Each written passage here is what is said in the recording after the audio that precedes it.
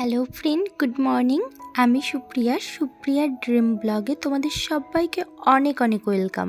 অনেক দিন পর আজকে ভাবলাম তোমাদের জন্য একটা ছোট্ট করে ভিডিও শ্যুট করি।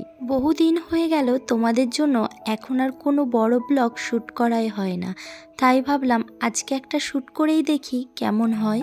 আর তোমরা যদি বড় ব্লগ দেখতে চাও তাহলে অবশ্যই কমেন্ট করে জানিও যে তোমরা বড় ব্লগ দেখতে চাও। সকাল সকাল কিছু জামা কাপড় কাছাকাছি হয়েছিল, সেগুলোকেই মেলিয়ে দিলাম, কেননা ভালো রোদ্দুর উঠেছে, বেশ শুকিয়ে যাবে সেই জন্য। সকালবেলার মোটামুটি বাসি কাজগুলো হয়ে গেছিল, ছেলেকেও স্কুলে পাঠিয়ে দিয়েছি, বরমশাই নিয়ে চলে গেছে।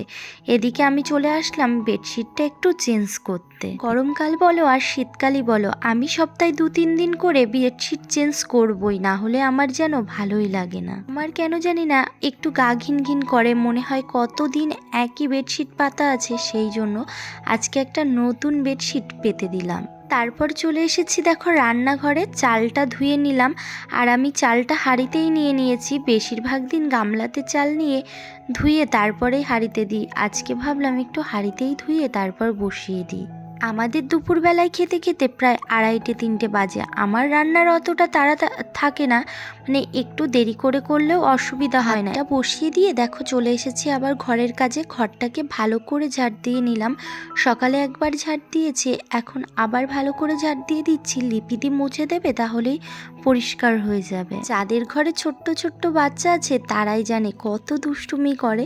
দেখো কত কাগজ কেটে ফেলেছে, সেগুলোকেই পরিষ্কার করে নিলাম। প্রথমে ভেবেছিলাম বাইরের বিছানার চাদরটা আর পাল্টাবো না, কিন্তু ভাবলাম না, একবারে পাল্টাচ্ছিই যখন, মেশিনে যখন দেবই, এটাকেও একবারে দিয়ে দেবো। তাই ওটাকেও পাল্টে নিয়ে এই চাদরটা পেতে নিলাম। দেখবে ঘরে বা বাইরে যে কোনো জায়গায় বিছানার চাদর, সোফার কভার এগুলোকে তুলে তুলে কেচে দিলে মনে হয় ঘরটা পুরো পরিষ্কার হয়ে যায়। তারপর ভাতটাও আমার হয়ে গেছিলো, ভাতটা উপর করে দিয়েছি। এদিকে আমাকে বাজার দিয়েও চলে গেছে। কাঁচকলা আর আলুটা কেটে নিচ্ছি। আজকে একদম পাতলা করে শিঙি মাছের ঝোল হবে। আলু, কলা, সজনের ডাঁটা, বেগুন সমস্ত কিছু কেটে নিয়েছি। আর সজনের ডাঁটা খেতে না আমি একদমই ভালোবাসি না, কিন্তু আমার বর, আমার ভাসুর ওরা খেতে বেশ ভালোবাসে।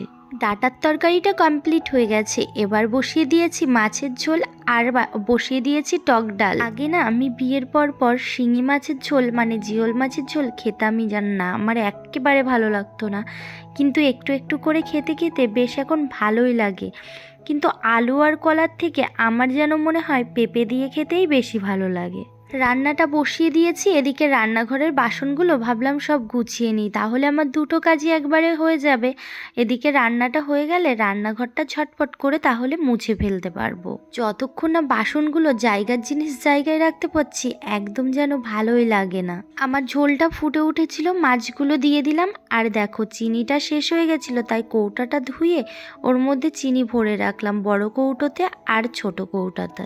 এদিকে এই সব কাজগুলো করতে করতে আমার রান্নাবান্না কমপ্লিট। রান্না করেছিলাম দেখো শিঙি মাছের ঝোল, সজনের ডাঁটা, আর করেছিলাম মানকচু আর টক ডাল করেছিলাম। ওটা নামানো হয়েছিল না বলে দেখানো হলো না। রান্নাবান্না 12:30টার মধ্যে কমপ্লিট হয়ে গেছে। বেশ হুটোপাটি করে সমস্ত কাজ গুছিয়ে নিয়েছি।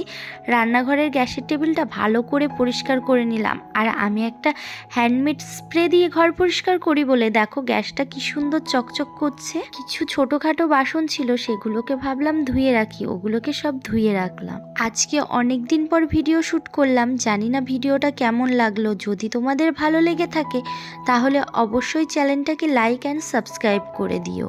আর অবশ্যই কিন্তু কমেন্ট করে জানিও ভিডিওটা তোমাদের কেমন লাগলো, আর তোমরা কি এমন ভিডিও দেখতে চাও সেটাও জানিও। তারপর রান্নাঘরটা পরিষ্কার করে খাওয়ার টেবিলটাকেও পুরো পরিষ্কার করে নিলাম, নিয়ে চলে গেলাম স্নান করতে। স্নান করার আগে এদিকে সমস্ত কাজ গুছিয়ে রাখলাম, কিন্তু আবার সোনাই যখন খাবে, ওর খাওয়ার পরে ডাইনিং রুমটা আমাকে আবার মুছতে হবে, না হলে পুরো নিচে ভাত দিয়ে ভরে দেয়। আর আমার ঠাকুরঘর রান্নাঘরটা যেহেতু পাশাপাশি, তাই আমার কেমন যেন একটা খুঁতখুত করে, তাই সারাদিনে প্রায় 3-4 বার আমার ওই জায়গাটা পরিষ্কার করতে হয়। স্নান পুজো করে চলে এসেছি রান্নাঘরে, খাবার দাবার বেড়ে নিয়ে সবাই মিলে একসাথে খাওয়া দাওয়াটা করে নিলাম। আজকের মতো ভিডিওটা এতটুকুই। কেমন লাগলো অবশ্যই কিন্তু জানিও। তাহলে তোমাদের সাথে দেখা হচ্ছে আবার নেক্সট কোনো ভিডিওতে। ততক্ষণের জন্য তোমরা সবাই সুস্থ থেকো, ভালো থেকো, আর অনেকটা হাসি খুশি